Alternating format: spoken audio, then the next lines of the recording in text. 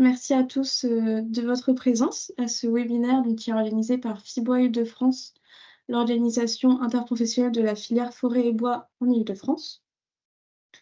Donc, ce webinaire, il a comme sujet les différents dispositifs d'aide, les outils en fait, vraiment pour vous accompagner dans vos problématiques de gestion RH et de recrutement.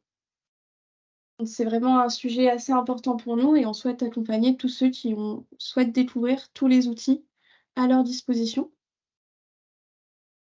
Donc, pour rappel, ce webinaire est enregistré. Donc, le replay sera disponible par la suite sur notre chaîne YouTube et sera partagé à nos différents adhérents et nos réseaux.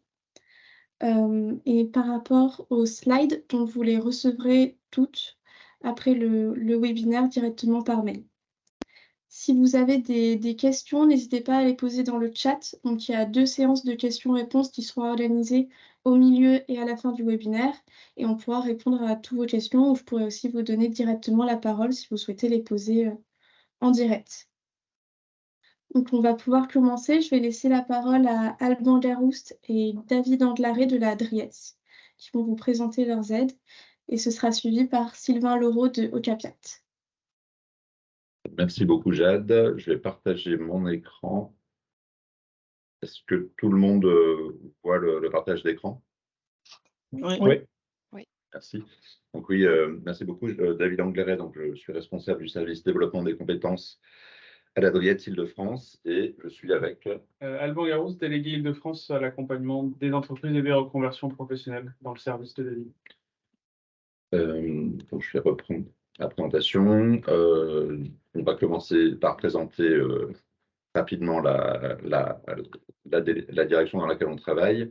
Donc, la Driette, c'est la direction régionale interdépartementale de l'économie, de l'emploi, du travail et des solidarités. On est jeune parce qu'on existe, on a 2 ans et demi à peu près d'existence. Et il s'agit bien d'un service de l'État en région, interministériel, dans le sens où on met en œuvre au plan régional des politiques de plusieurs ministères, le ministère de l'économie, le ministère du Travail, de l'Insertion et du Plein Emploi, et celle aussi du ministère de la Cohésion sociale. Bah, alors, ce qui vous intéresse aujourd'hui, c'est effectivement nos partenaires, nos opérateurs, nos dispositifs. Mais l'idée, lorsqu'on représente l'État en région vis-à-vis de l'entreprise, c'est qu'à un moment, il faut trouver des moments d'accroche entre vos préoccupations en termes de ressources humaines et nos priorités politiques. Nos priorités politiques, pour le dire de façon rapide, c'est effectivement le développement économique, en particulier des TPE-PME, parce qu'on considère par principe qu'elles ont plus besoin d'accompagnement, d'appui ou de repères dans l'écosystème de l'emploi, de la formation, du développement des compétences que des entreprises qui ont des services ressources humaines charpentés et structurés. Mais l'autre pan de notre politique, c'est aussi l'insertion de publics éloignés de l'emploi. Pôle emploi en parlera mieux que moi tout à l'heure. Nous n'avons pas vocation à favoriser, on va dire, des mises en relation dans tous les domaines. C'est-à-dire, nous, notre sujet, c'est les personnes qui sont éloignées du marché de l'emploi. Juste, David, est-ce que vous pourriez mettre en plein écran, s'il vous plaît? Oui. Alors, vous allez me dire si ça marche. C'est mieux? Pas encore. On n'a pas encore le plein écran. Et là? Donc, moi, Non. du coup, j'ai... Ah, c'est bon. Parfait. OK. Merci beaucoup. Donc, on est à peu près 1200. On représente à peu près 60 métiers. Un des métiers qui est le plus connu au sein de nos services, c'est celui du contrôle et d'inspection du travail. Mais il y a des délégués à l'accompagnement comme Alban, des chargés de mission, des directeurs de projet, des gestionnaires. Et on a une caractéristique en Île-de-France, c'est pour ça qu'on est une direction régionale interdépartementale, c'est que nous avons l'unité régionale dans laquelle on travaille tous les deux, mais aussi 4 unités départementales qui correspondent à la métropole du Grand Paris, donc Paris, Hauts-de-Seine, Seine-Saint-Denis et Val-de-Marne. Et puis on peut s'appuyer aussi sur 4 directions départementales qui, elles, sont en grande couronne, en Seine-et-Marne, dans les Yvelines, dans l'Essonne et dans le Val d'Oise. Et là aussi, pour ne pas être trop long dans la présentation générale, Nos grands domaines d'expertise, donc le travail, j'en ai parlé, hein, contrat de travail, inspection du travail, négociation collective. L'emploi, l'économie des entreprises, ça c'est ce dont on va parler. Les solidarités, c'est tout ce qui tourne autour de la protection des publics très vulnérables. Ça peut être des majeurs en difficulté, des primo-arrivants ou des jeunes très déscolarisés, pardon. Et puis, autre pôle qu'on connaît un peu moins, c'est la concurrence et la consommation. Donc, c'est à la fois la protection du consommateur, mais aussi la protection des entreprises en cas de situation d'entente illicite, par exemple pour des accès à des marchés. On a un pôle dit concurrence qui peut intervenir. L'offre de services un peu directe qu'on peut proposer aux entreprises. Alors, direct et indirect, vous allez comprendre pourquoi. C'est des accompagnements en matière de développement ou de consolidation, en fait, de leur situation économique. Là, c'est plutôt le côté entreprise. Accompagnement des transformations, souvent on passe par des opérateurs type les opérateurs de compétences, par exemple pour développer des actions en matière d'accompagnement à la transition numérique ou à la transition écologique, dans la mesure où on est sur des transformations qui concernent le tissu économique dans son ensemble et pas forcément une entreprise plutôt qu'une autre, même si après il peut y avoir des actions adaptées. Et en matière de développement des compétences, là, ça peut passer souvent quand on parle de développement des compétences, on pense tout de suite à la formation. C'est un gros volet de cette politique. Mais en même temps, et ce sera développé lors de ce webinaire, le développement des compétences passe aussi des fois par la réinterrogation ou l'introduction de politiques de ressources humaines au sein des entreprises qui permettent cette valorisation. On a préparé un schéma qu'on ne va pas commenter on va dire logo par logo, mais un peu de notre environnement. On n'agit jamais seul à la Driette sur le champ du développement des compétences et des ressources humaines. Pardon. Et on a un certain nombre de partenaires, parmi lesquels certains sont assez connus, comme les consulaires, la Chambre de commerce et d'industrie, tous les opérateurs de compétences aussi, et on salue Ocapiat qui est présent avec nous aujourd'hui. Il y en a 11 avec lesquels on travaille. Nous travaillons aussi avec la région, en particulier sur la formation des demandeurs d'emploi, ce qui nous a amené par exemple cette année à contractualiser avec la région Île-de-France à hauteur de 312 millions d'euros, donc c'est pas rien comme effort. France 2030, c'est un cadre dans lequel énormément d'appels à projets sont disponibles pour des acteurs socio-économiques. Et cet appel à projet, on ne va pas le détailler. Il a été un peu détaillé lors du précédent webinaire au mois de juin, je crois, Jade, permet alors plutôt à des fédérations professionnelles, des consortiums d'organismes de formation et d'entreprise de développer des actions innovantes. Et puis, dans la sphère du champ emploi, un certain nombre d'opérateurs très puissants sont présents à nos côtés. Pôle emploi au premier chef qui est présent aujourd'hui. Aussi le réseau des Cap Emploi pour des personnes en situation de handicap. Et on a terminé un peu juste ce matin ce diaporama, on le perfectionnera avant qu'il vous soit adressé. Le réseau évidemment des missions locales pour les publics jeunes. Et deux autres réseaux qui peuvent aussi avoir des candidats qui travaillent de façon à renforcer leur projet professionnel, les écoles de la deuxième chance. Il y en a 8 en Île-de-France, une par département. Et on le mentionnera aussi, je crois qu'il n'apparaît pas, mais ça c'est une erreur de ma part, je l'ai fait disparaître, le réseau des établissements pour l'insertion dans l'emploi, les EPID, je ne sais pas si ça vous dit quelque chose. Il y en a 4 qui accueillent des franciliens et où des publics sont extrêmement suivis, tout tournant autour de la construction de leur projet professionnel. Mais si des entreprises sont en situation de recrutement structurel, c'est des interlocuteurs qui peuvent être intéressants de contacter pour présenter les voies d'accès à certains métiers. Donc là, j'ai présenté un peu nos partenaires, nos opérateurs. Et première diapositive aussi, où on commence à vous présenter un certain nombre de dispositifs qu'on peut mobiliser, souvent via les opérateurs de compétences avec lesquels on contractualise et qui peuvent vous intéresser. La prestation de conseil en ressources humaines qui sera illustrée aujourd'hui par une entreprise elle-même, qui concerne des entreprises de moins de 250 salariés et où les possibilités d'accompagnement sont très variées. Dans l'idée, c'est vraiment de partir de la préoccupation de l'entreprise et d'en tirer le fil en matière de développement des ressources humaines et des compétences. Les transitions collectives, qui concernent des projets de transition professionnelle au long cours pour des salariés dont l'emploi serait potentiellement fragilisé dans une entreprise pour aller vers des métiers porteurs sur les territoires. Le Fonds national de l'emploi, le FNE Formation, qui permet de financer directement des projets de formation pour des salariés dont la montée en compétences est nécessaire pour consolider leur situation en emploi. Ça fait un peu liste catalogue, hein, mais on aura l'occasion d'y revenir si vous avez des questions. Et les services d'appui aux ressources humaines qui sont présents sur les 8 territoires franciliens et qui permettent à n'importe quelle entreprise d'avoir un appui de premier niveau pour se repérer dans les ressources disponibles sur les territoires. Et votre interlocuteur privilégié dans le cadre de ces démarches, c'est le délégué à l'accompagnement des reconversions. Donc, je vais laisser la parole à Alban pour la suite de la présentation.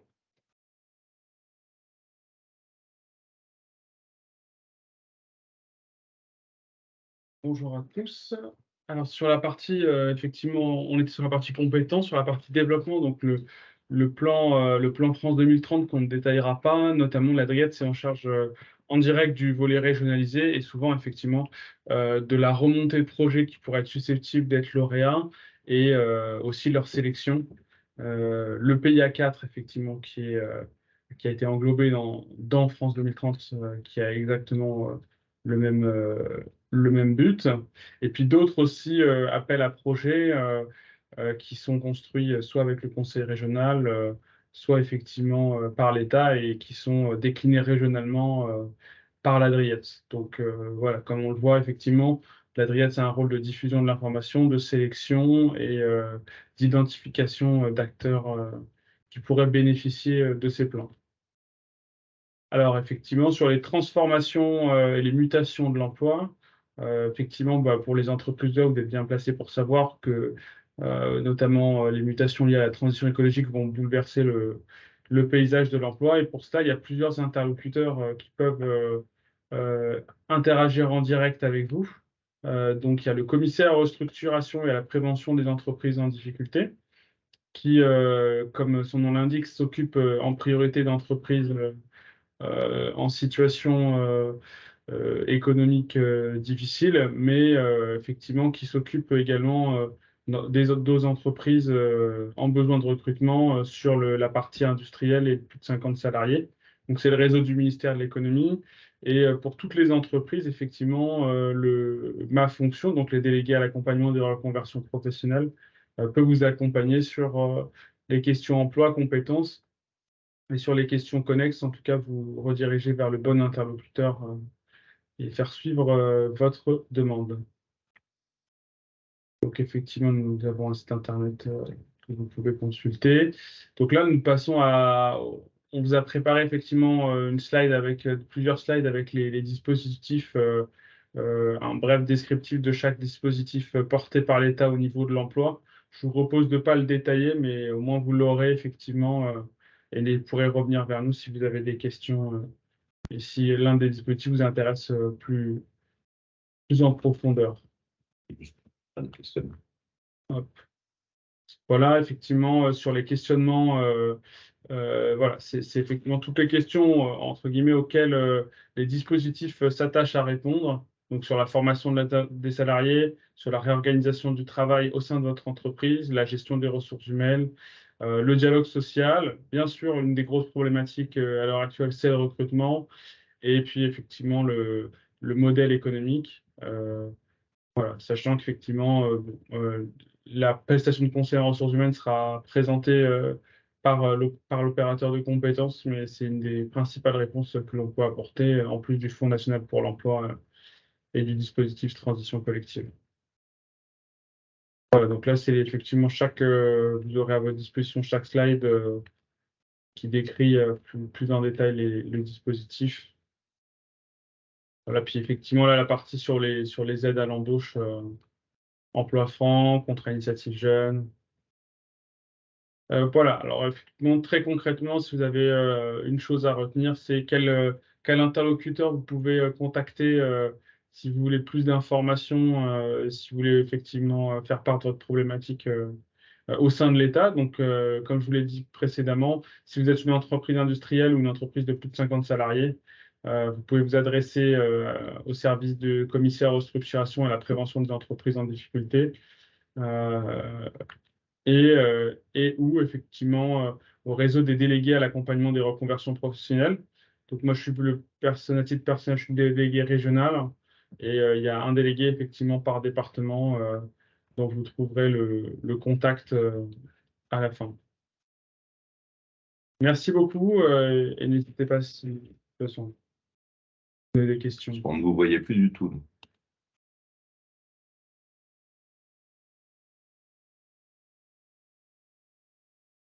Merci beaucoup. On va passer maintenant à Sylvain Laureau de Ocapiat qui va venir enrichir cette présentation aussi. Oui, bonjour à toutes et à tous. Ravi d'être présent ce matin. Donc, je vais partager le support. Voilà. Vous m'entendez bien? Oui, pas de souci.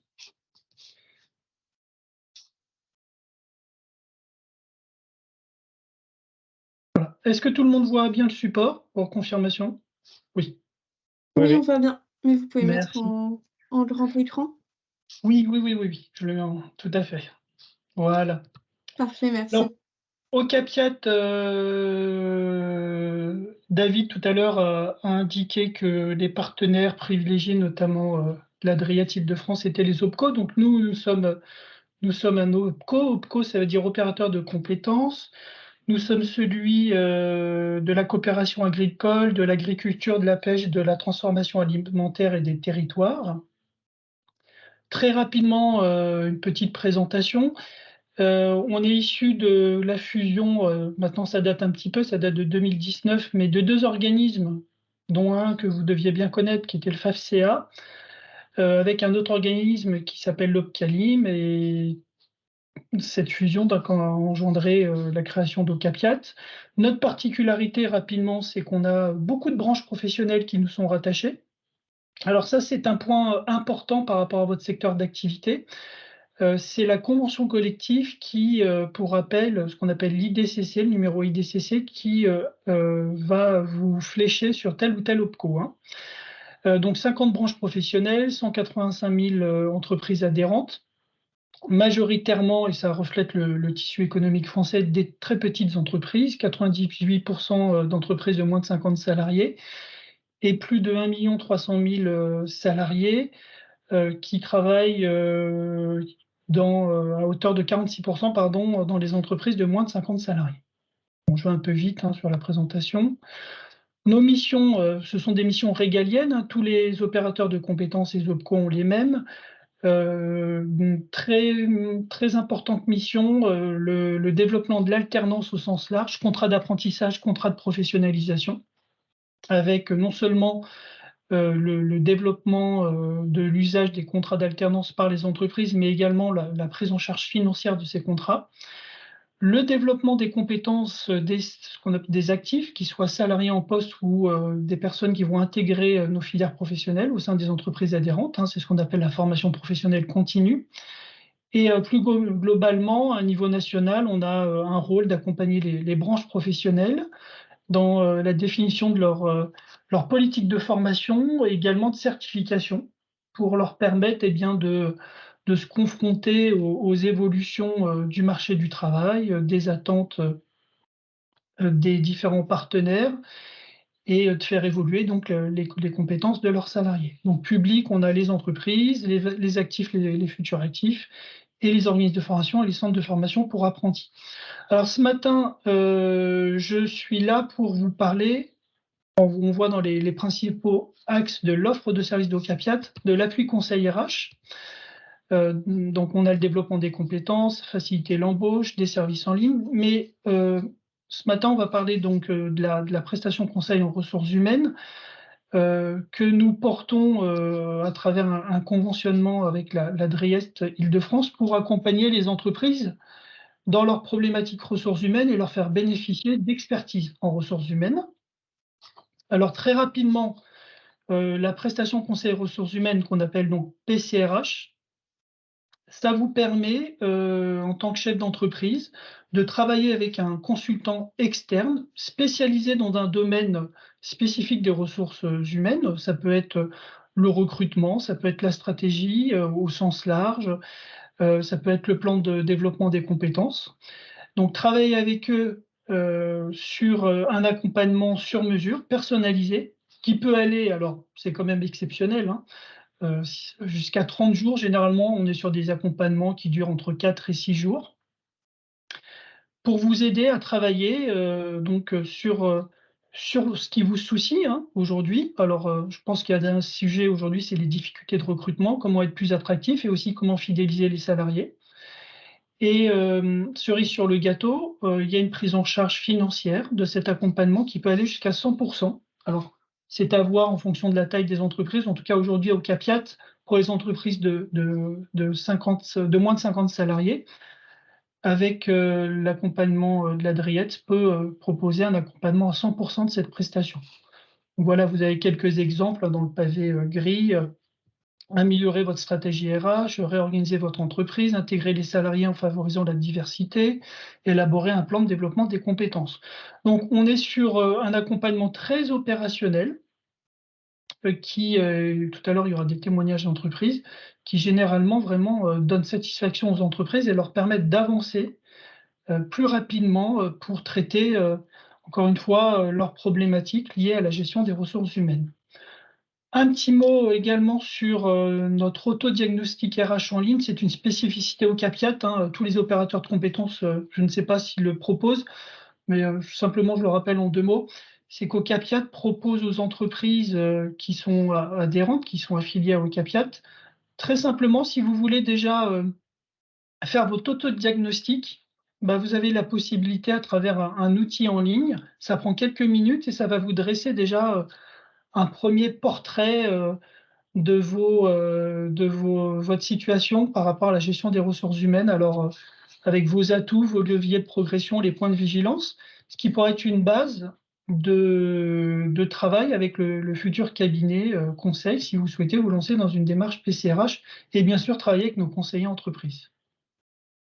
Alors, les conseillers entreprises, ce sont vos interlocuteurs clés. Si demain, notamment par rapport à la PCRH, mais sur également d'autres actions, vous souhaitez travailler avec nous, eh bien, ce sont vos interlocuteurs. Donc, on a 4 conseillers entreprises. Vous voyez qu'ils sont répartis par département. Il ne faut surtout pas hésiter à les contacter.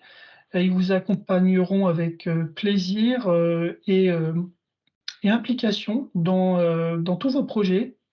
Et si vous souhaitez, encore une fois, être accompagné en termes de ressources humaines, bénéficier d'une expertise, eh ben, ils vous prendront par la main hein, pour vous aider à monter le dossier, vous mettre en relation avec des cabinets experts en ressources humaines et vous accompagner sur tout le déroulement de cette prestation.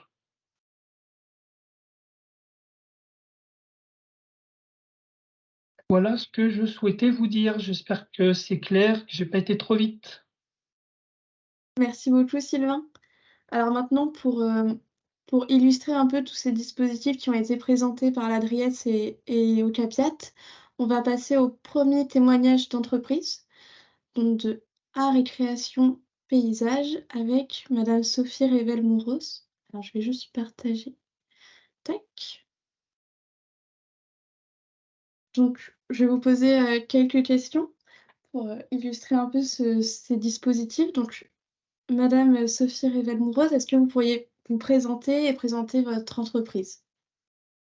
Bonjour, bien volontiers. Donc, Art et Création Paysage est une entreprise qui a été créée en 1972, que j'ai rachetée avec mon mari il y a 14 ans. Je suis issue d'une reconversion, puisqu'en fait, j'ai un parcours essentiellement et une formation axée sur les ressources humaines.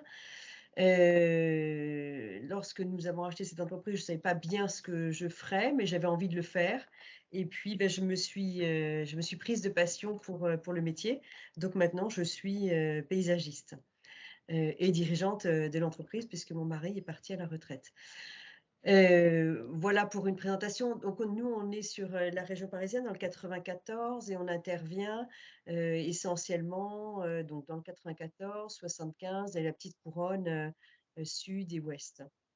Et D'accord. les interventions sont dans les résidences, chez des particuliers, enfin dans le privé en particulier. D'accord, merci beaucoup. Et vous avez eu notamment recours du coup au dispositif PCRH. Pourquoi avoir eu recours à ce dispositif? Surtout si vous aviez, déjà une expérience dans les ressources humaines, en fait, quels étaient un peu les enjeux que vous avez remarqués en termes de gestion de ressources humaines dans votre entreprise avant d'avoir mis le dispositif? Eh bien, j'ai eu la chance de pouvoir participer à un webinaire qui a été organisé par l'UNEP, donc l'Union des entreprises du paysage, et qui nous a présenté des dispositifs d'accompagnement pour les sujets RH, ce qui tombait vraiment à point pour moi puisque j'avais en tête de travailler sur la notion de marque employeur.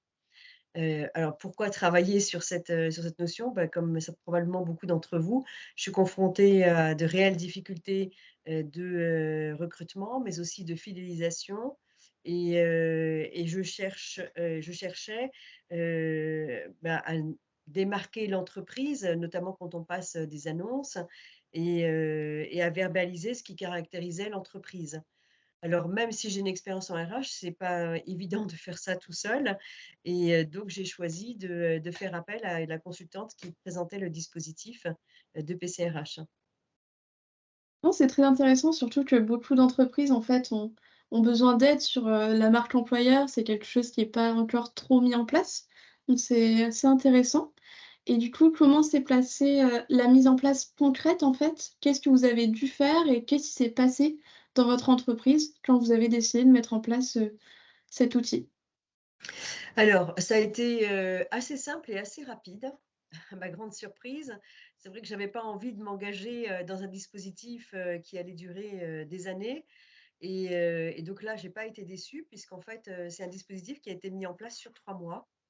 Ça a commencé, évidemment par un premier entretien avec la consultante, pour exprimer, bah, le contexte et les objectifs poursuivis, donc définir la problématique.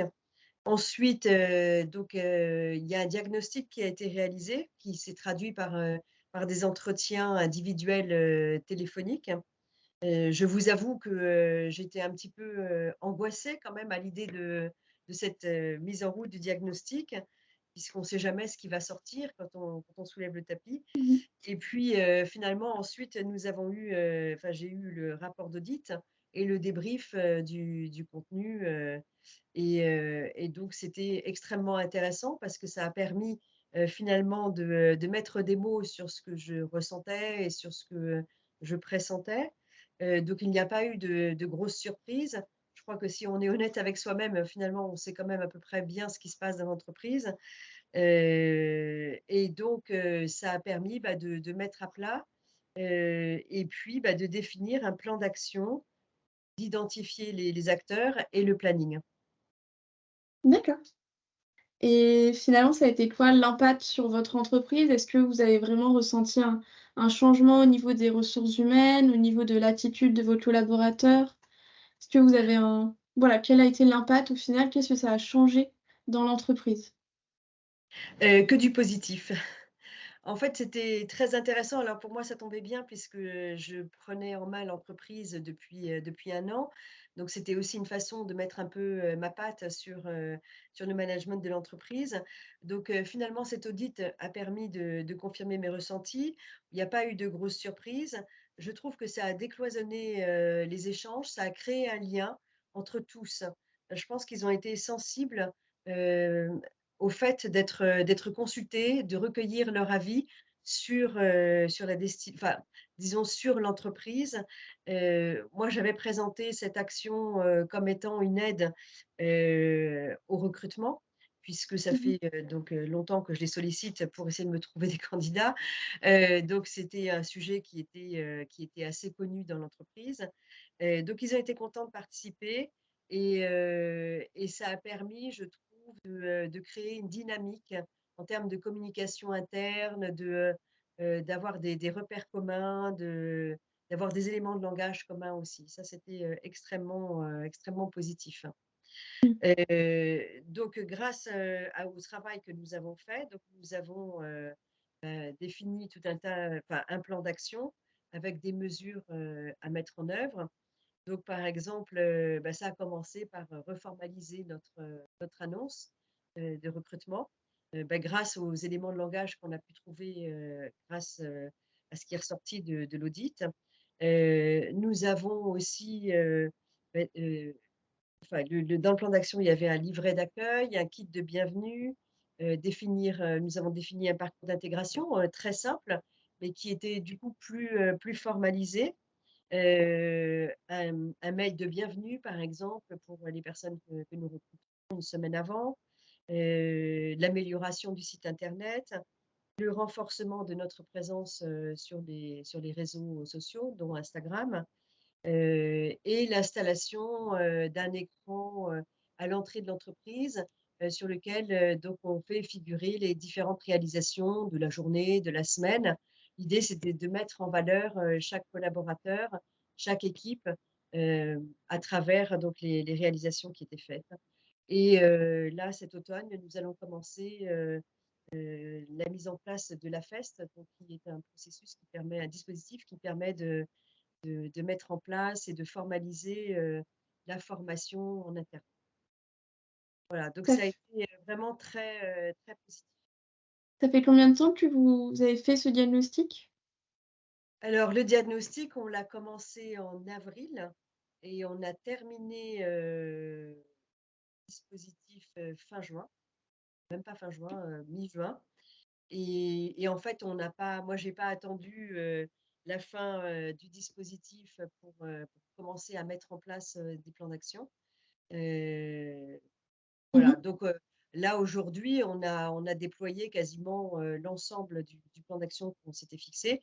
Ça n'a pas été très long, mais en tout cas, ça nous permet d'avoir un fil conducteur que je trouve plutôt efficace. Il y a Ouais, des actions qui sont de court terme et des actions qui sont plutôt de plus long terme, comme la FEST, et le coaching aussi que je vais mettre en place pour quelques collaborateurs pour l'année prochaine. c'est assez impressionnant que vous ayez réussi à mettre vraiment en place tout pour valoriser la marque employeur en si peu de temps. Donc, c'est très intéressant comme retour. Et vous avez vraiment ressenti que au niveau de la fidélisation des employés, est-ce que vous sentez ils se sentent mieux, ils ont envie de rester longtemps et est-ce que ça permet aussi d'améliorer les recrutements? Alors, malheureusement, sur la fidélisation, je ne peux pas dire que ça aurait été une année exemplaire. On est dans un Après, métier qui ça est vient d'être difficile mis en place aussi, donc et malheureusement, donc, ils sont parfois tentés de s'orienter vers d'autres métiers. Mais je pense que, comme vous le dites, ça vient d'être mis en place. Et voilà, donc je pense que ça va nous aider à capter des profils. Je vois déjà que en termes de recrutement, on a quand même un peu plus de candidats qui sont en adéquation avec les profils demandés. Et puis, pour la fidélisation, ça, c'est un travail de longue haleine qui, j'espère, portera ses fruits, même si, bien entendu, il faut quand même tenir compte du bémol lié à la génération qui, de toute façon, est quand même plus volatile que les générations précédentes. c'est vrai. Et au final, pour faire le bilan, est-ce que c'est quelque chose que vous recommanderiez à d'autres entreprises qui ont aussi les mêmes problématiques, qui ont les mêmes enjeux? Absolument, pour plusieurs raisons. Donc la première, c'est que ce PCRH, il permet quand même, comme l'a présenté le monsieur tout à l'heure, de balayer un certain nombre de sujets je veux dire, donc on y trouve forcément quelque chose qui va nous intéresser. La deuxième, c'est que ça a été, pour notre cas en tout cas, ça a été pris en charge financièrement à 100% par Ocapiat. Donc ça, c'est quand même pas négligeable parce que évidemment, c'est un travail qui est onéreux et pour une PME, avoir recours à une action comme ça avec un cabinet de consulting, ça représente une dépense qu'on n'est pas forcément enclin à avoir envie Mmh. d'engager. Et puis, le fait que ça se déroule comme ça, sur une période aussi brève, permet de nous tenir en haleine, et puis dirais, de concentrer les efforts et les investissements en temps sur une période assez courte et d'avoir le plaisir d'avoir un retour finalement assez rapidement sur le travail qu'on vient de faire. Parfait. Merci beaucoup pour votre retour d'expérience. Je vous en prie. Maintenant, on va passer si vous avez des questions. Si l'audience a des questions ou souhaite réexpliquer certains points. Donc, en attendant que les personnes, soit vous pouvez directement demander la parole en levant la main et je vous donnerai accès à votre micro, soit vous pouvez poser vos questions dans le chat. Et sinon, je me permets de commencer. Donc, on a parlé de la PCRH et du financement qui est possible. Quelles sont les conditions en fait pour avoir le financement à 100%? Et sinon, est-ce qu'il y a un minimum quand même de financement? C'est une question pour Ocapiat? Au Capiat ou Ou la- l'Adriette, Je qui saurait me laisse répondre? peut-être David répondre et moi je peux compléter sur notre complément de financement. Oui, alors je peux difficilement faire une réponse générale parce que ça va dépendre des conventions qu'on a avec les opérateurs de compétences. Et on s'adapte du coup à la politique des opérateurs de compétences. Nous, l'État, on met au maximum 50% de financement de la prestation. On ne va pas au-delà. Et ensuite, alors Sylvain le précisera pour Capiat, mais assez souvent, lorsque les opérateurs de compétences, et quasiment tous, enfin tous d'ailleurs, parviennent à mobiliser d'autres sources de financement que la nôtre, la prise en charge est très renforcée pour les entreprises les plus petites. Et parfois, elle peut être inférieure à 100% pour des entreprises d'une certaine taille, auquel cas le reste à charge, c'est à l'entreprise de le payer. Mais elle le sait dès le départ, hein, si elle aura un reste à charge ou pas, et son montant. Donc, Sylvain, peut-être pour recapituler. quoi qu'il arrive, c'est pris en charge au moins à 50% Oui, par l'Adriette et ensuite, ça dépendra de l'opérateur. c'est ça. Donc, pour Ocapiat, La bonne nouvelle pour les entreprises qui sont affiliées adhérentes à Ocapiat, c'est qu'en tout cas, jusqu'à la fin de l'année, pour les entreprises, et encore une fois, avec toutes les précautions dans la limite des fonds disponibles, pour les entreprises de moins de 50 salariés, on complète le taux d'intervention de l'État, qui est donc de 50%, on prend en notre charge les 50% autres, donc ce qui fait qu'il y a une prise en charge totale des coûts d'intervention, hein. Je rappelle que la PCRH, ça finance le coût d'intervention, le coût de la prestation. On ne finance pas, c'est peut-être trivial de le dire, mais je préfère quand même le rappeler, le temps passé par l'entreprise, le temps qu'elle consacrerait en salaire pour se mobiliser, pour travailler avec le consultant sur le sujet RH, hein. C'est de la prise en charge du coût de la prestation. Après, en termes de mise en œuvre, le témoignage, et je remercie encore Madame Revel, pardon, ça se fait assez vite, hein. Je l'ai dit en préambule, les conseillers au Capiat, enfin moi je ne sais parler que de ma boutique, hein. Les conseillers au Capiat sont réactifs et accompagneront sereinement les entreprises dans leur démarche. Nous, on connaît très bien aujourd'hui les cabinets conseils, les expertises. Donc, on peut être amené à donner à l'entreprise une liste de cabinets. C'est elle au final, hein, puisque nous, on est indépendant, qui va décider, mais on peut l'orienter sur un certain nombre de cabinets pour qu'elle puisse prendre sa décision. Et après, du point de vue du montage du dossier administratif, il n'y a pas de complexité en tant que telle. Il y a un formalisme administratif qui est devenu un peu plus lourd qu'avant, mais on s'en sort quand même, parce qu'il faut justifier, c'est normal, du bon usage des fonds publics. Donc, c'est pas ça qui doit décourager une entreprise. Je pense que le témoignage était éloquent. Vraiment, si vous souhaitez mener des démarches, être accompagné, bénéficier d'expertise RH, c'est assez simple à mettre en œuvre, hein.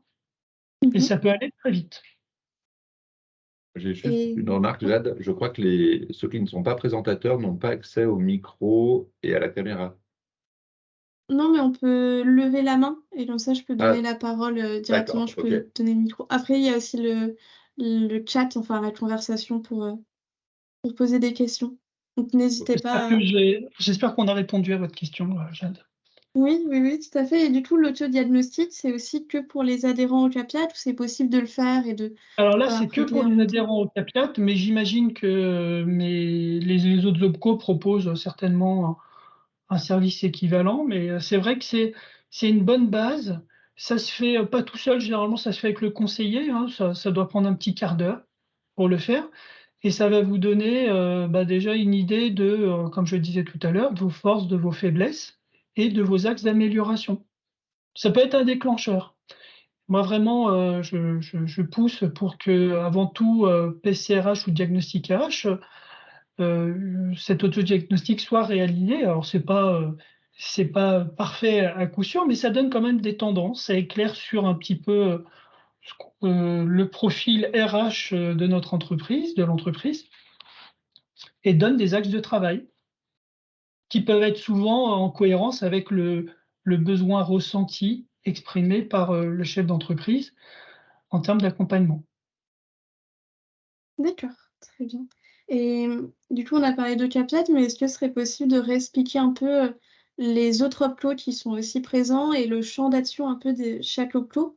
Parce que nous, bah voilà, le webinaire sera aussi transmis à d'autres branches, d'autres entreprises. Nous, Fibois, on représente beaucoup les entreprises de la foresterie, les sylviculteurs, les bûcherons, mais aussi les entreprises de la construction, les menuisiers, les charpentiers et tous les bailleurs, les architectes aussi. Donc, rappeler un peu qu'en est-il des autres OPCO, comment ça marche et le champ d'action de chacun. C'est une question pour au CAPIAT également? Alors, du coup, pour recapier votre champ d'action et les entreprises, vraiment, les domaines que vous concernez, et peut-être si l'Adriette peut expliquer les autres OPCO qui existent. Pour au CAPIAT, eh bien, c'est ce que j'ai indiqué tout à l'heure. Euh, Déjà, encore une fois, la clé pour les chefs d'entreprise, c'est la convention collective que j'applique qui va vous flécher sur un OPCO, hein. Sauf cas particulier, il y a des entreprises qui n'appliquent pas de convention collective, mais là, c'est pas notre cas, hein. C'est ça qui flèche vers un OPCO. Nos missions, elles sont toutes les mêmes, hein, c'est des missions régaliennes. Et après, on a chacun notre offre de service. Pour le secteur du bois, c'est vrai que c'est un petit peu compliqué. Il y a des débats en ce moment. Alors, je pense qu'il ne faut pas y rentrer ce matin. Bon, il y a une partie des secteurs qui relèvent d'OCAPIAT, d'autres OPCO. Donc, le mieux, c'est de regarder, encore une fois, la convention collective qu'on applique. Et sur Internet, on trouvera, il y a des, comment dire, il y a des moteurs de recherche qui vont vous flécher sur tel ou tel OPCO en fonction de votre IDCC, ce qui vous permettra très facilement d'identifier qui relève de qui. Voilà. Je pense D'accord. que ça ne sert à rien d'aller trop dans le détail sur ça pour le moment. Je laisse David compléter sur une vision Oui, plus en générale du complément, OPCO. en complément, depuis 2019, il y a 11 opérateurs de compétences en France. Auparavant, vous connaissiez peut-être les opérateurs, les organismes paritaires collecteurs agréés, les OPCA. Il y en avait beaucoup plus. L'idée, c'est que chaque opérateur de compétences ait une sorte de signature économique un peu plus lisible. Alors, c'est perfectible, mais par exemple, parmi les opérateurs qui peuvent vous concerner, je crois qu'il y a l'opérateur de compétences 2I qui réunit quasiment toutes les branches industrielles à l'exception de l'agroalimentaire. Vous avez l'Opcommerce, dont le nom est assez parlant. Effectivement, comme le disait Sylvain, les opérateurs de compétences ont des missions définies par le Code du travail. Et puis, pour remplir ces missions, ils développent leur propre offre de services qu'ils calibrent en fonction aussi de leur conseil d'administration qui est paritaire, avec des représentations d'employeurs, des représentants de salariés. Mais tous sont des réseaux de conseillers entreprises. Et je me souviens à l'époque des OPCA. Donc à l'époque, c'était les OPCA qui collectaient la taxe qui permet de financer la formation professionnelle. Des fois, des entreprises disaient je ne connais pas mon OPCA, et certains, enfin, je me souviens d'une réponse d'un OPCA à l'époque qui disait vous êtes un peu bête parce que vous me payez tous les mois. Alors là, avec les OPCO, ça a changé. Les OPCO ne sont plus chargés de la collecte, mais elle est assurée par l'URSSAF. Là, je ne vais pas rentrer dans les détails. Par contre, ils perçoivent via France Compétences un certain nombre de fonds issus des entreprises, donc de vous, pour mettre en place cette offre de service. Et elle est particulièrement renforcée pour les entreprises de moins de 50 salariés. D'accord. Donc, par exemple, on peut peut-être citer aussi l'Opco Constructis pour les entreprises bien sûr. de la construction, de tout ce qui relève On a, nos entreprises du bois. Oui, parce que chez Constructis, c'est le bâtiment, les travaux publics, mais le négoce des matériaux de construction. D'accord, très bien. Et par exemple, pour les cabinets d'architectes, est-ce qu'il y a aussi un Opco? Oui, c'est l'opérateur de compétences Atlas. D'accord. Enfin, pour tout ce qui est cabinet d'ingénierie, en fait. Ce serait bien peut-être de transmettre un peu une liste des différents Opco, enfin les contacts, je pense que ça pourra intéresser certains. J'ai désactivé les micros. Si certaines personnes veulent prendre la parole directement pour poser leurs questions, vous pouvez désactiver votre micro et demander ce que vous voulez. Donc, je vais attendre un peu si certains ont des questions qu'ils veulent rajouter à l'Adriette ou à Ocapiat ou à l'entreprise Art et Création Paysage. Donc, n'hésitez pas à écrire vos questions dans le chat ou à directement enlever vos micros. Et sinon, bien sûr, si vous n'avez pas de questions et que ça revient plus tard, vous pourrez aussi les poser par mail et je vous orienterai vers les bonnes personnes. Je viens de vérifier, pour les cabinets d'architectes, je me suis trompé, c'est l'opérateur de compétences entreprise de proximité. C'est l'OPCO EP. D'accord, très bien. Non, c'est bon à Et savoir. effectivement, si vous avez une question, là, je suis allé sur Google, je tape OPCO, tel type d'entreprise, très vite, vous avez la réponse.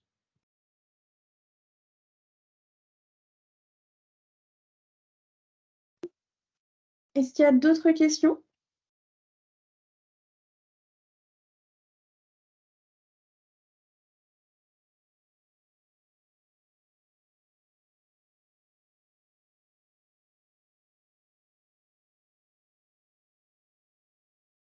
Je vais attendre un petit peu pour le chat.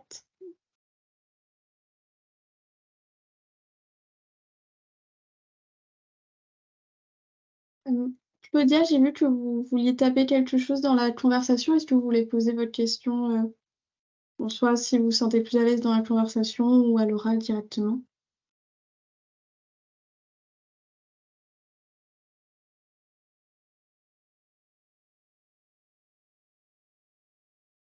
Vous pouvez désactiver votre micro directement. Normalement, vous avez la possibilité de désactiver. Bonjour, merci beaucoup. J'avais pas vu que je pouvais le faire. Pas de souci. J'ai une question en fait qui concernerait la transition écologique et plus particulièrement les entreprises qui souhaiteraient monter leurs salariés en compétence sur ces nouveaux métiers ou en tout cas ces nouvelles façons de construire ou d'utiliser les matériaux biosourcés. Et je voudrais savoir si les dispositifs qui existent, dont vous avez parlé ou peut-être d'autres, en fait permettent à ces entreprises de pouvoir envisager plus ou moins sereinement de faire cette démarche et si c'est le cas, comment? Comment ça pourrait être envisagé et si elles souhaitent recruter aussi, donc des personnes. Alors, moi, je suis chargée de mission clause sociale, donc plus intéressée par les publics éloignés de l'emploi. Donc, comment elles pourraient utiliser tous les acteurs de l'insertion pour pouvoir permettre en fait à leur entreprise donc d'avoir des ressources qui soient suffisamment opérationnelles pour pouvoir voilà, s'engager dans cette nouvelle démarche sur la transition écologique.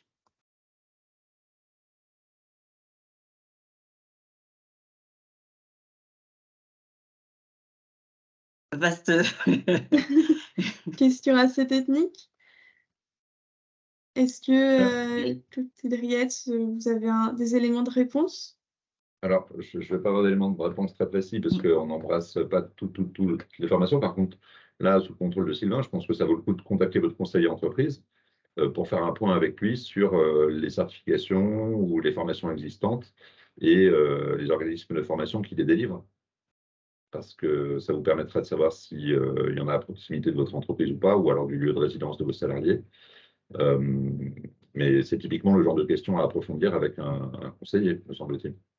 Donc, ça veut dire que les entreprises qui s'engageraient donc prennent contact avec ce conseiller pour voir de quelle manière ça peut se mettre en place, c'est ça? Oui, Je Donc, confirme ce qu'a dit David et c'est vrai qu'on l'a pas rappelé, la transition écologique et énergétique, par rapport aux thématiques de la PCRH, la prestation conseil ressources humaines, ça fait partie aussi des thématiques que l'on peut travailler. Alors on n'est pas, l'idée c'est pas de faire des économies d'énergie, hein, c'est pas un diagnostic type ADEME, mais si vous considérez que aujourd'hui les impacts de la transition écologique vont bousculer l'organisation du travail, vont impacter les compétences des salariés, que vous allez devoir revoir bâtir peut-être un nouveau plan de développement des compétences, par exemple, eh bien la PCRH peut être mobilisée dans ce cadre-là.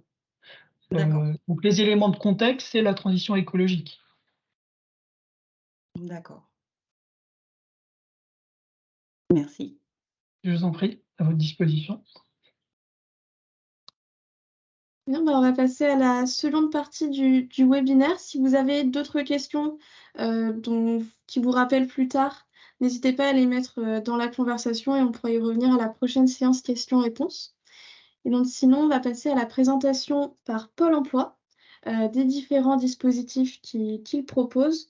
Donc avec Mélanie Armand, Nicole Mbemba et Yacine Karbache. Je vous laisse la parole. Oui, bonjour à tous. Donc, nous allons faire cette présentation, comme l'a dit Jade, à plusieurs voix. Pour ma part, donc, je suis Mélanie Armand, je travaille à la direction territoriale du Val-de-Marne pour Pôle emploi, particulièrement sur la partie en relation avec les entreprises. Et donc, m'accompagne aujourd'hui Nicole Mamba, qui est conseillère au Pôle emploi de Cachan. Mais je vais vous laisser vous présenter, Nicole et Yacine. Fort bonjour, je suis Nicole Bemba, conseillère dédiée entreprise donc à l'agence Pôle emploi de Cachan. Nous sommes l'agence Pôle emploi de Cachan est compétente sur trois communes dans le territoire. Il s'agit de la commune d'Arcueil, de Cachan et de Gentilly. Et moi, c'est voilà, Yacine Kirbache. Donc, je suis responsable d'équipe à l'agence de Cachan. Je suis en charge de l'équipe entreprise et d'une équipe placement qui accompagne les demandeurs d'emploi en accompagnement renforcé. Donc Voilà. moi, pour ma part, je vais vous présenter rapidement les services de Pôle emploi de façon très générale, pour ensuite laisser la parole à Yacine et Nicole, qui vont pouvoir aller plus concrètement sur les mesures et prestations qui peuvent être mobilisées en cas de difficulté de recrutement quand on est en relation avec son Pôle emploi local. Donc, je partage le support que nous avons préparé.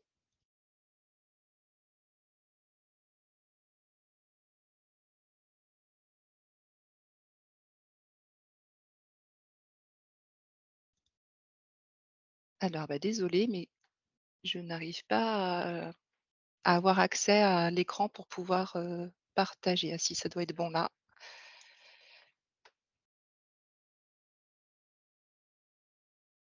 Dites-moi si c'est bon pour vous. On C'est bon? voit Oui. bien. Très bien, je vous remercie. Désolée du petit contretemps. Alors très rapidement, le réseau Pôle emploi est constitué d'une direction générale de 896 agences de proximité.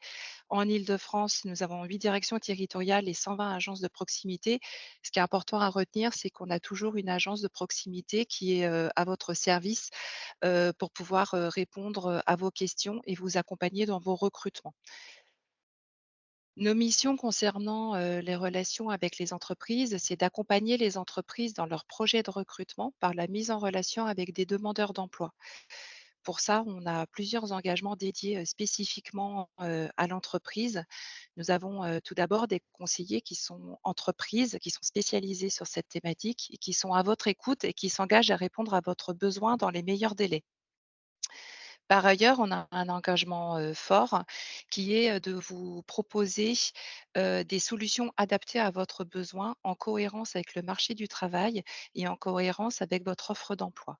Et quand vous rencontrez des difficultés de recrutement, votre conseiller réalise un diagnostic approfondi de votre besoin et donc vous propose des solutions adaptées. On s'engage également à évaluer régulièrement la satisfaction pour pouvoir faire évoluer nos services en cas de besoin. Là, rapidement, on voulait mettre l'accent sur les différentes canaux, les différentes raisons pour lesquelles une entreprise peut avoir à solliciter les services de Pôle emploi. Ça peut être pour attirer des candidats, pour se rendre visible, faire connaître ses métiers. Ça peut être pour accueillir et recruter des futurs salariés, toutes les actions liées aux opérations de recrutement et les services qui peuvent être proposés en lien. Et en lien, on peut avoir un besoin également du côté employeur d'adapter les compétences et donc d'utiliser des dispositifs adaptés qui vont pouvoir vous permettre de former à vos besoins vos futurs salariés. Pôle emploi, on est là également pour des diverses démarches administratives et réglementaires, comme les attestations employeurs, les déclarations sociales, par exemple.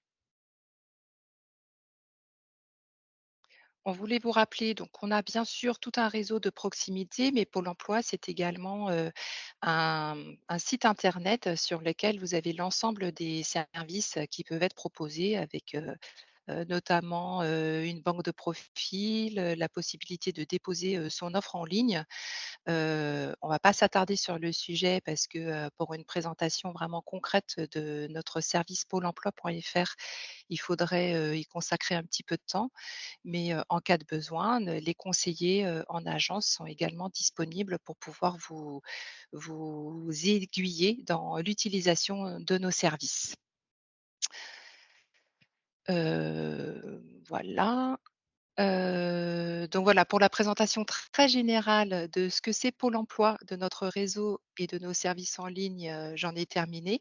Je vais laisser la parole à Yacine et Nicole pour aller plus dans le détail sur ce qui vous préoccupe aujourd'hui et des actions qu'on peut mettre en œuvre en cas de difficulté de recrutement.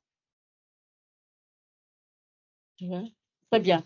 Alors, je vais vous parler donc de l'immersion facilitée ou ce qu'on appelle aussi la période de mise en situation professionnelle, dont l'objectif est soit de découvrir un métier, de confirmer un projet professionnel ou alors d'initier une démarche de recrutement. Dans le cas d'espèce pour découvrir un métier ou confirmer un projet professionnel, ceci est la main du conseiller dédié donc aux demandeurs d'emploi qui donc vont faire la demande auprès d'un professionnel, d'un employeur, et ils vont donc initier donc cette démarche pour donc ensuite la valider et pour la valider afin que le demandeur d'emploi puisse donc découvrir un métier s'il est en période de reconversion professionnelle ou alors confirmer un projet professionnel à l'issue d'une formation. Alors, la partie initier une démarche de recrutement concerne plutôt donc le conseiller d'entreprise que je suis, par exemple. Il s'agit là, c'est assorti d'une offre d'emploi. Ça permet donc à l'entreprise de voir si la personne est en capacité ou en mesure donc de répondre donc à sa satisfaction, tout simplement de savoir si le demandeur d'emploi est en mesure de travailler sur le poste qu'il pourrait lui proposer. Et si c'est le cas, à la suite du bilan, effectivement, il a la possibilité d'embaucher le demandeur d'emploi. Donc, c'est pour le dernier objectif, c'est vraiment initier une démarche de recrutement assortie d'une offre d'emploi. Alors, donc, comme je disais à l'instant, donc, il y a la possibilité de le faire. Il y en a deux. Compléter donc une convention dématérialisée au moyen d'un formulaire. Donc, c'est établi donc par le prescripteur, donc Pôle emploi, validé par le demandeur d'emploi, bien entendu, et la structure d'accueil qui est donc l'entreprise. Vous avez également la possibilité depuis quelques années, je crois c'est 3-4 ans, me semble-t-il, de l'immersion facilitée, c'est-à-dire à partir du site donc immersionfacile.betag.gouv, les entreprises ont la possibilité donc de faire connaître leurs besoins, de s'inscrire sur cette plateforme afin de solliciter donc les demandeurs d'emploi qui pourraient effectivement accéder donc sur cette plateforme pour faire des périodes d'immersion. Donc, ça donne une visibilité donc aux entreprises qui aimeraient effectivement embaucher. Donc, ce sont aussi des leviers que les employeurs utilisent de plus en plus. Donc, il y a des webinaires qui sont d'ailleurs ouverts donc aux entreprises. Il y en a un Il y en a 2 les prochains mois, le 17 octobre, de 14h à 15h, comme vous le voyez sur le slide. Donc, vous pouvez donc vous y inscrire et participer donc sur cette immersion facilitée qui est à votre main et qui se fait de façon très aisée. Voilà, pour compléter, juste pour contextualiser en tout cas cette action, elle est très bénéfique pour les entreprises qui ont parfois du mal à trouver des profils ou à attirer des candidats. Donc, ça permet aussi, à travers des informations collectives, de faire des présentations de métiers, des présentations d'entreprises, faire valoriser en tout cas les métiers et enchaîner peut-être par des immersions professionnelles. Et ça donne en tout cas la possibilité aux candidats de tester le métier dans des situations réelles de travail et aussi à l'entreprise d'évaluer le comportement d'un certain nombre de candidats pendant cette période en milieu professionnel. Donc, c'est très bénéfique. Il y a aujourd'hui, avec la plateforme Immersion Facilitée, on a simplifié un petit peu la démarche, c'est que sur la plateforme, les entreprises peuvent créer un compte et se déclarer accueillantes. Ça permet aussi aux candidats d'aller aussi créer un compte sur cette plateforme et du coup postuler auprès des entreprises qui ont estimé, en tout cas donné leur accord pour accueillir des candidats dans le cas des immersions. La convention peut être instruite par le candidat ou par l'entreprise ou par un prescripteur qui peut être en tout cas Pôle emploi, Cap emploi ou les missions locales. En l'occurrence. Donc, une fois que les conventions sont initiées sur la plateforme, la convention, elle arrive en tout cas auprès du conseiller référent du demandeur d'emploi. Et lui, il n'a qu'à revérifier les éléments, en tout cas les éléments liés à cette période d'immersion, la valider.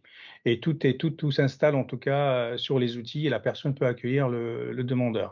Cette convention couvre l'entreprise et le candidat des accidents de travail et tout, en tout cas, tout le monde est couvert par cette convention.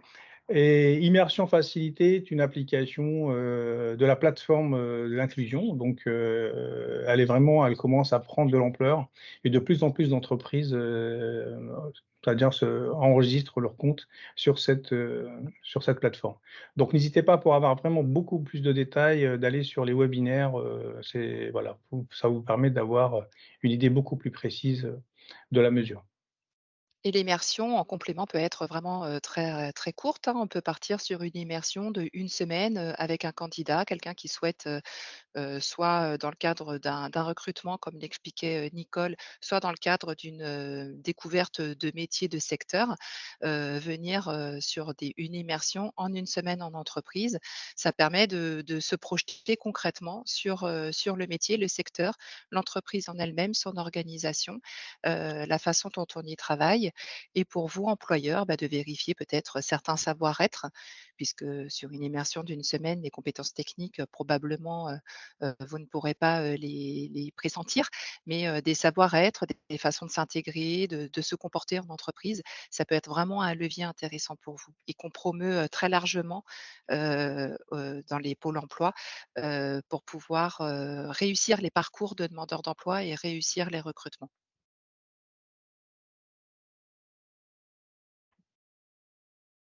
Alors, un autre levier, ce sont des actions d'adaptation donc à l'emploi. Donc, il s'agit de l'action de formation préalable au recrutement qui est l'AFPR ou la préparation opérationnelle à l'emploi, la POI.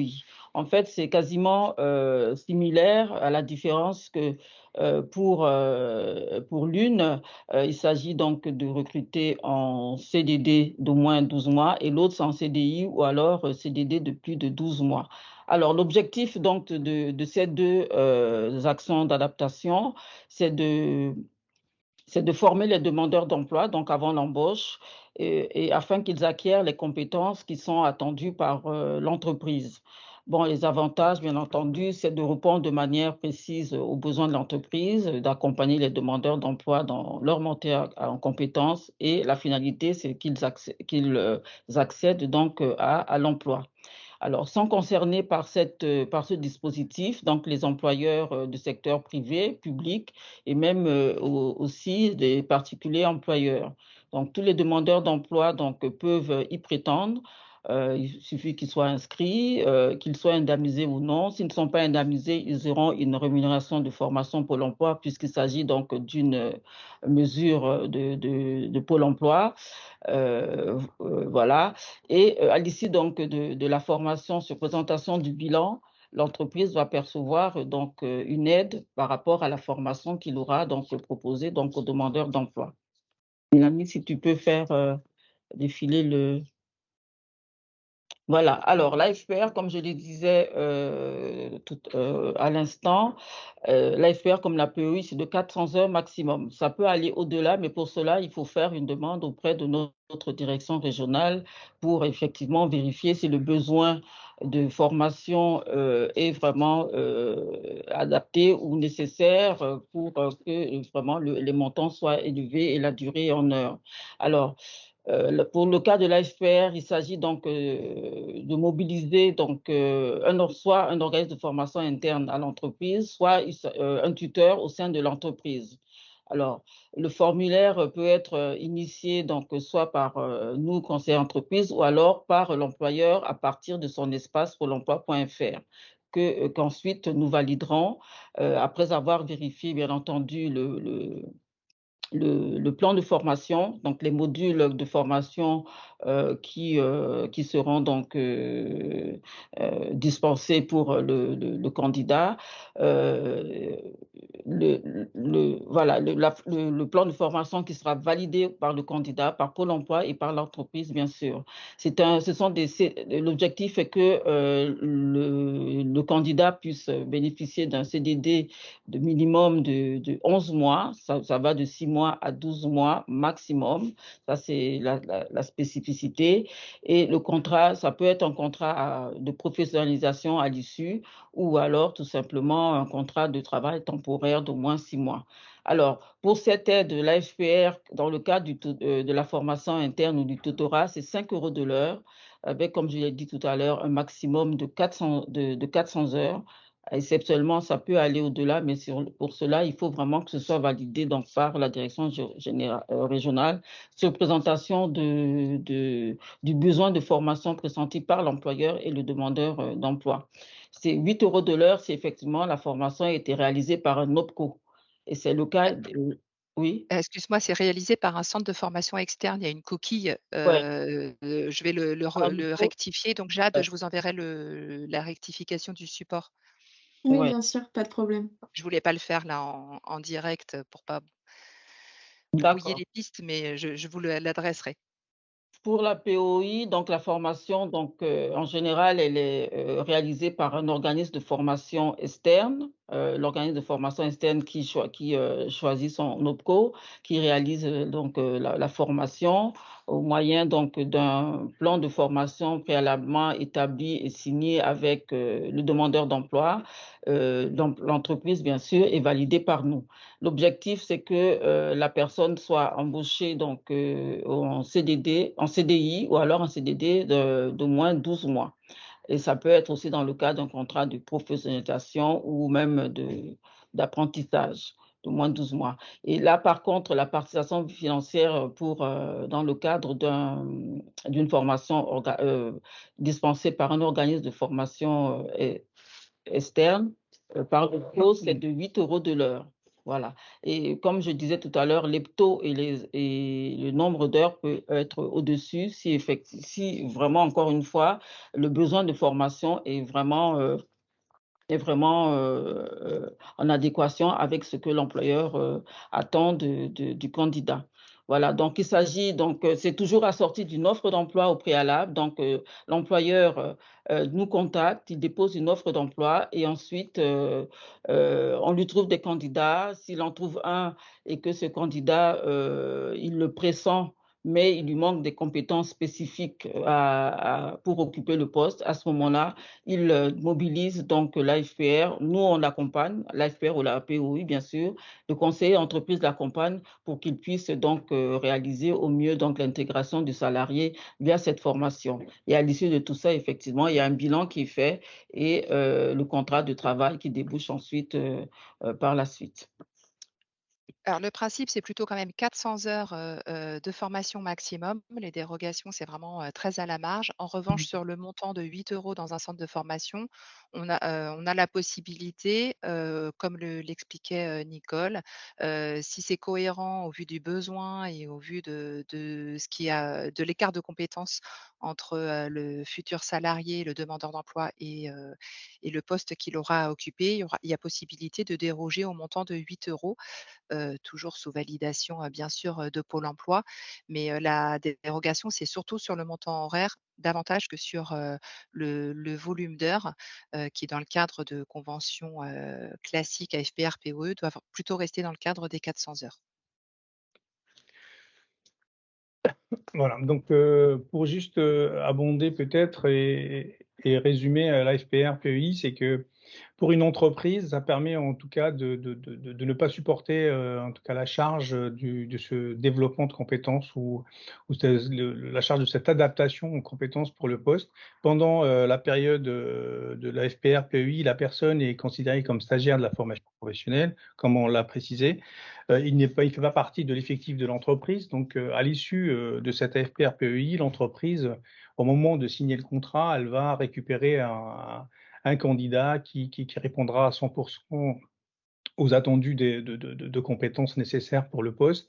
Et aussi, déjà pendant la période de la FPR PEI, il y a en tout cas une intégration dans l'entreprise et la personne connaît déjà, en tout cas l'équipe, etc. Donc, il n'y a pas de problématique d'intégration.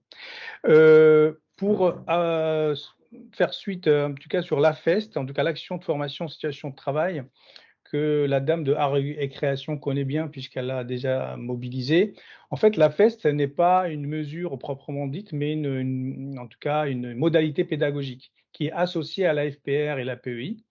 L'AFPR PEI, classiquement, le plan de formation, il est fait entre l'entreprise et le conseiller entreprise de Pôle emploi. Donc, ils discutent un petit peu, voir un petit peu les écarts de compétences et identifier les compétences à développer pendant cette période. Pour les TPE, PME, généralement, quand voilà, l'activité est intense, elles n'ont pas vraiment le temps d'avoir cette réflexion précise. Et en plus, mettre en place un plan de formation, je pense que ça demande une expertise aussi. C'est pour cette raison que Pôle emploi a signé, en tout cas, a sélectionné des organismes de formation dans le cadre d'un appel d'offres qui accompagnent. On peut accompagner l'entreprise à définir le plan individuel de formation du candidat. Donc, la FEST, c'est-à-dire que la FEST, elle va se dérouler en 2 phases. Il y a une première phase qu'on appelle le forfait 1. C'est avant de démarrer la FPR PEI. Donc, il y a une demande qui est faite. Si on part sur la FEST, il y a un prestataire qui est l'un des prestataires qui a été sélectionné par Pôle emploi et qui est en lien avec le secteur d'activité, va contacter l'entreprise pour essayer de faire une analyse de poste, identifier un petit peu les exigences du métier et aussi quelles sont les compétences à développer. Et l'aider à avoir un appui expert pour monter le plan individuel de formation en question. Donc cette phase, elle peut durer à peu près entre 2 et 4 semaines. À l'issue, en tout cas une fois qu'on démarre la FPR PEI, le plan individuel de formation, il est fait, il est établi et par, en tout cas en commun accord avec l'entreprise et aussi par un expert de la formation. En l'occurrence, en Ile-de-France, on avait comme prestataire aujourd'hui l'AFPA et ASOFAC qui agit sur plusieurs secteurs d'activité. Je vais vous donner un petit peu les secteurs tout à l'heure qui concernent la FEST. Dans le cadre de la FEST aussi, ce qu'il faut retenir, c'est que votre tuteur ou le tuteur de l'entreprise qui va accompagner le candidat, même s'il n'est pas formé au métier de tuteur ou à cette compétence complémentaire, dans le cadre de la FEST, on peut aussi, l'organisme peut accompagner le tuteur et le former à cette dimension de tutorat pour qu'il puisse avoir, en tout cas, accompagner le candidat convenablement et avec une expertise pédagogique, Donc, voilà un petit peu. Tu peux passer à la slide suivante, s'il te plaît. Voilà. Pour résumer ce schéma, en tout cas, là, vous avez en haut le forfait 1. Donc, une fois que tout est OK, l'organisme est saisi et il vient à l'entreprise et en tout cas, on conçoit le parcours de formation, donc le plan individuel de formation et des compétences. Une fois que c'est fait, la PEI-AFPR démarre et elle sera jalonnée par un certain nombre de phases, de 3 phases. Il y aura une phase de mise en situation, une phase réflexive, c'est-à-dire il y aura des échanges, des entretiens, que ce soit le candidat, le tuteur, et croiser un petit peu les regards. Et il y aura une thèse d'évaluation des acquis. Et les résultats de l'évaluation vont déterminer les actions qui viennent après pour avoir un accompagnement vraiment structuré et en lien avec les objectifs fixés par le plan individuel de formation. Donc voilà, et à la fin, bien sûr, il y a un bilan de la formation pour établir quelles sont les compétences acquises à ce moment-là, une fois qu'on a réalisé le plan et qu'on a voilà, les résultats attendus, on peut après signer le contrat de travail et que la personne intègre l'entreprise en ayant toutes les capacités et les connaissances et les compétences nécessaires pour le poste. Et ça permet aussi de sécuriser le maintien dans l'emploi, en tout cas la phase d'intégration dans l'entreprise. Merci beaucoup, Yacine, Nicole et Mélanie. Je vous propose qu'on avance par contre et qu'on passe au prochain témoignage, sinon on n'aura plus le temps pour les dernières Très bien. questions. De toute façon, en ce qui concerne la MRS, la méthode de recrutement simulation, on va vous envoyer le slide, mais n'hésitez pas. Voilà, il y a une équipe MRS dans chaque département et vous pouvez contacter vos services entreprises des pôles emploi dont vous dépendez et ils vous mettront en contact avec les équipes MRS pour vous accompagner aussi, vous expliquer un petit peu la mesure et cette méthode de recrutement. Parfait. Mais oui, toutes les slides seront envoyées, donc ils pourront Merci à vous. regarder le reste et puis il y aura aussi vos contacts pour avoir plus d'informations. Donc on va passer au second témoignage de ce webinaire, donc par Estelle Paulet de l'entreprise Herminet. Bonjour. Donc, bonjour Estelle, est-ce que vous pourriez vous présenter et présenter un peu l'entreprise Herminet? Oui, donc Herminet, c'est une entreprise de construction bois, charpente, couverture. On a été créé en 2019, donc ça fait 4 ans maintenant. Nos clients sont les particuliers, les collectivités et les privés, les grands groupes style Vinci, Petit, etc. On est à peu près 20 salariés, on a beaucoup d'apprentis et voilà pour la présentation. Et je suis assistante de direction, donc j'ai la casquette RH dans cette entreprise. D'accord, merci beaucoup. Et vous avez mis en place plusieurs dispositifs proposés par Pôle emploi avec l'agence de Cachan, donc notamment l'immersion et la POI. Est-ce que vous pourriez nous expliquer pourquoi en fait vous avez eu recours à ces dispositifs? Quels étaient un peu les enjeux de recrutement? Est-ce que vous aviez du mal à recruter ou s'il y avait d'autres raisons?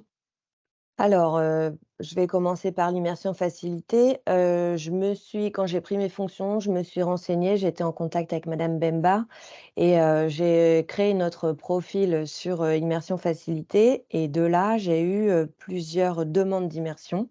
Donc, des personnes, comme décrit précédemment, là, orientées par leur conseiller Pôle emploi à tester des métiers qu'on propose chez nous. Donc, il y a eu des personnes en chantier, donc des charpentiers, mais aussi des économistes, des personnes qui voulaient tester économistes de la construction ou conduite de travaux. Donc, on a eu un apprenti non, même pas un apprenti, un stagiaire, voilà. Un stagiaire qui a fait donc l'immersion de 1 mois. C'est le maximum proposé par l'immersion facilitée et ça lui a tellement plu, ça correspondait vachement à ce qu'il voulait faire qu'il a refait 1 mois supplémentaire, donc il était super bien intégré chez nous. On lui a proposé un contrat, mais il est parti dans une autre région assez rapidement. Mais donc voilà, ça s'est hyper bien passé et à la suite de ça, moi, j'ai voulu utiliser l'immersion facilitée côté employeur pour proposer des stages de plus courte durée, ça va de 3 jours à 2 semaines environ, pour les apprentis qui souhaitent nous rejoindre. Donc là, on en a fait beaucoup en mai, juin, juillet, pour des apprentis qui font des reconversions. Vraiment, on a beaucoup de reconversions chez nous en couverture et en charpente. Pour pouvoir les tester avant de les intégrer en apprentissage en septembre. Donc moi, je propose ça pour les personnes qui sont en reconversion, donc qui ne sont pas actuellement dans une, enfin, scolarisées, tout ça, qui n'ont pas du coup Mhm. de cadre pour avoir les conventions. Donc vraiment Voilà. pour leur faire découvrir un peu en fait le domaine de la charpente, de la Ouais. couverture. Eux qui découvrent un petit peu la réalité terrain parce que c'est quand même pas évident. Alors c'est sympa sur le papier d'être dehors, de bosser de ses mains et tout ça, mais la réalité du terrain, c'est quand même que c'est difficile. Donc ça leur permet à eux de voir un peu ce qu'il en est et nous, on les intègre à une équipe et du coup, le chef d'équipe est là pour voir un petit peu enfin, ce qu'on va pouvoir faire avec cette future potentielle recrue, quoi. Mhm. Voilà, donc c'est gagnant-gagnant pour nous, l'immersion facilitée. Voilà et après la POI, on l'a mis en place, ça va faire 1 an maintenant avec un salarié qu'on a recruté chez nous, on voulait avoir la casquette cordiste pour les charpentiers et donc il a essuyé les plâtres de la POI, ça s'est super bien passé donc 1 mois de formation avant de l'intégrer chez nous et il est resté chez nous. Bon maintenant là, il est parti pour refaire une formation en scolaire, il est à Nantes mais voilà, si on a besoin, on le refera bien volontiers. On a été très bien accompagnés par le Pôle emploi de Cachan et ça s'est très bien passé. Je recommande grandement. Donc et du coup, vous avez mis en place ces dispositifs vraiment parce que vous aviez du mal à recruter et trouver les compétences que vous aimeriez, en fait? Ouais, on a mis en place ces dispositifs pour, qu'on ait bah, enfin, les 2 cas de figure que j'ai présentés, en fait, simplement qu'on ait des gens qui soient motivés, donc c'est eux Mmh. qui nous ont trouvés via leurs conseillers, mais c'est vraiment eux qui sont venus nous chercher, donc ça montre un petit peu une certaine motivation et dans l'autre cas, l'immersion facilitée, c'est plus de notre côté pour tester un peu nos futurs recrues avant de les salarier, quoi. Mmh. Donc pour la mise en place, c'est vraiment vous avez pris contact avec l'agence et ensuite au niveau administratif, délai et cetera, comment ça s'est passé? Bah, l'administratif, c'est hyper simple. C'est même plus simple que de contractualiser une convention avec un scolaire, quoi, parce que tout est en ligne. On la remplit, soit c'est le candidat, soit c'est moi qui suis à l'initiative. On signe chacun, après ça va au Pôle emploi. Si le conseiller est au fait, en 2, 3 jours, ça peut être signé. Si ça peut prendre un peu plus de temps, si la personne n'a pas pris le temps de se renseigner auprès de Pôle emploi, qui va être le signataire et tout ça. Mais vraiment, c'est très simple. En quelques clics, on a rempli la convention et ça, c'est super parce que l'administratif, ça peut être un peu lourd et ça, c'est très facilité. D'accord. Donc l'impact, c'est vraiment, des recrutements réussis et les compétences que vous recherchiez qui ont été acquises? Ouais, ouais, ouais, tout à fait. Des recrutements réussis ou alors qui n'ont pas abouti parce que la période d'immersion a permis de se rendre compte que Mmh. c'était pas possible. Donc voilà, ça permet un peu de se faire une idée et d'y aller beaucoup plus sereinement, sur un recrutement qu'au préalable, quoi. D'accord, donc c'est ouais, c'est vraiment super et du coup, c'est quelque chose que vous recommanderiez à la fois la POI et l'immersion? Est-ce que, d'autres entreprises, notamment de construction, qui ont les mêmes problématiques? Ah carrément, moi je recommande, l'immersion, au préalable à l'embauche et la POI c'est plus il y a plus de paperasse, je vais dire, mais ça coche les cases on recrute quelqu'un qui lui manque une compétence et on complète sa compétence au Mmh. préalable de l'embauche, quoi. Donc non, vraiment, je recommande les 2 chaudement. Et là, est-ce que c'est quelque chose du coup que vous continuez à utiliser ou est-ce que vous prévoyez d'utiliser d'autres dispositifs? Bah, là, j'ai pas le cas pour la POI actuellement. On a nos effectifs qui sont pleins et qui sont formés, donc on est bon. Par contre, l'immersion facilitée, si j'ai des demandes, j'ai régulièrement des demandes. Alors là, en conduite travaux, nous, on peut plus accueillir parce qu'on n'a plus de ressources en interne pour encadrer, parce qu'il est en congé Mmh. paternité. Mais oui, on le refera au moment où il reviendra si on a des demandes pour c'est simplement pour faire découvrir le métier. Pour le coup, là, on recherche personne, mais si j'ai des demandes, bras ouverts, on fait découvrir, ouais. D'accord, donc très satisfaite. C'est une bonne expérience, Oui, oui, et oui. des bons outils, Oui, complètement. évidemment. Merci beaucoup en tout cas pour ce témoignage. Donc, De on va rien. passer à la seconde partie des questions-réponses. Donc, si vous avez des questions, n'hésitez pas à les écrire dans la conversation ou à directement mettre votre micro pour la poser à l'oral. Il n'y a pas de problème. Voilà. Et sinon, je vais commencer du coup juste pour l'AFEST. Qu'est-ce que vous pourriez réexpliquer? En fait, c'est vraiment que pour les TPE, c'est ce que j'ai compris. Non, tout type d'entreprise, hein, D'accord, tout mais type d'entreprise. généralement, les grandes entreprises ils ont un service RH qui est fourni en personnel, en experts qui pourraient éventuellement accompagner cette dimension-là. Les petites entreprises, sont plus un peu dans leur activité, donc voilà, il y a moins de moyens et là, ça permet d'avoir un appui, financier déjà et un appui, d'un expert de la formation pour construire ensemble le plan individuel de formation du candidat. Mmh.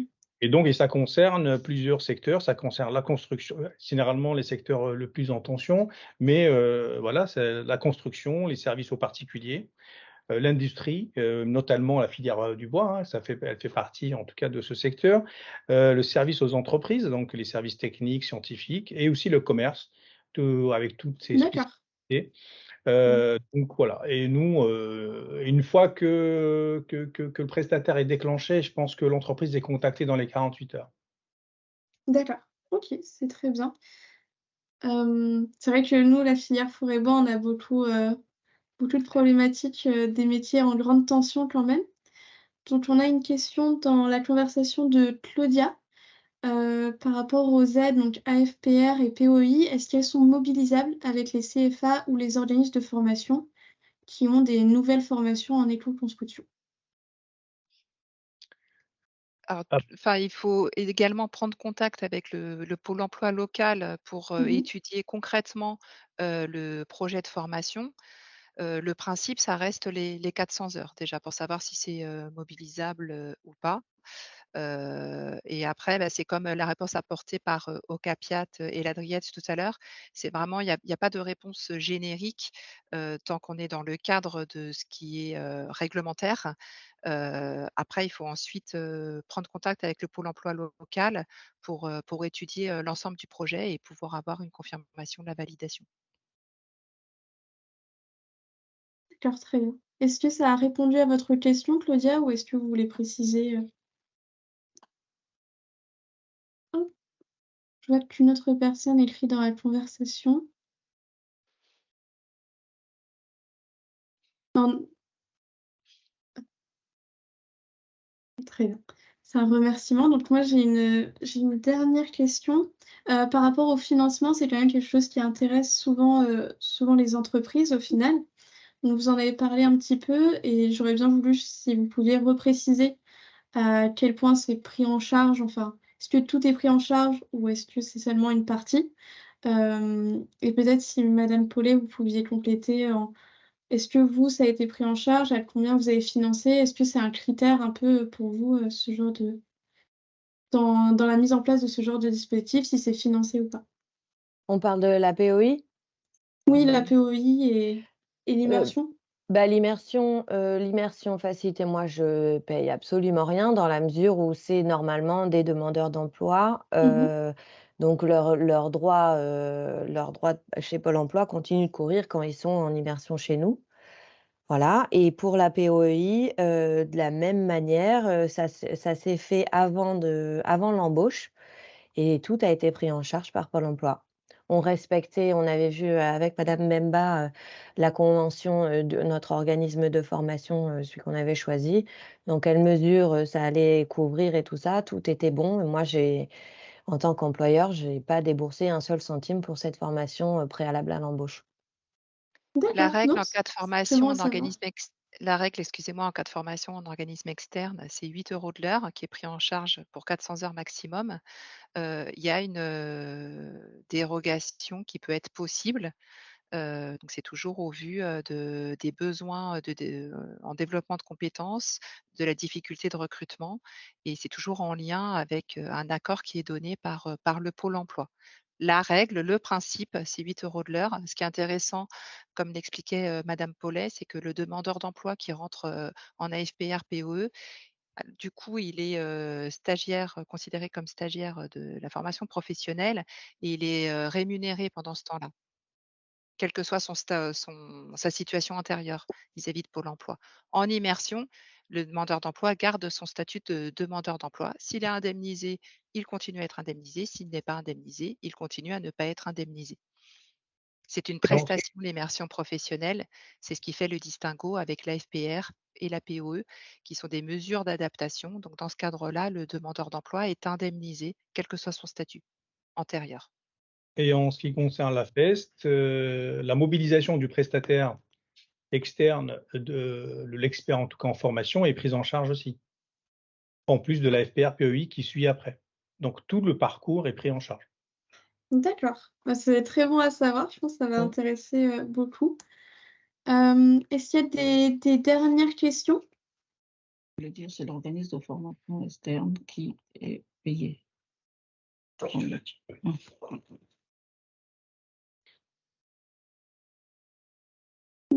Bon. Il semblerait que c'est bon. Si vous avez des questions, n'hésitez pas à prendre la parole maintenant ou à l'écrire. David, je vois que vous avez apporté une petite précision dans la conversation, de vraiment pas hésiter à directement contacter, je pense, les ressources locales qui pourront mieux vous orienter. Si vous voulez préciser. Juste pour dire, parce qu'on a apporté beaucoup d'informations, je pense, et quelqu'un avait dit qu'elles n'étaient pas forcément facilement accessibles. Dans les faits, en fait, elles le sont accessibles, mais elles sont très nombreuses. Et quand on est face à un catalogue de dispositifs, on peut se dire, mais ce ne sera jamais adapté à ma situation.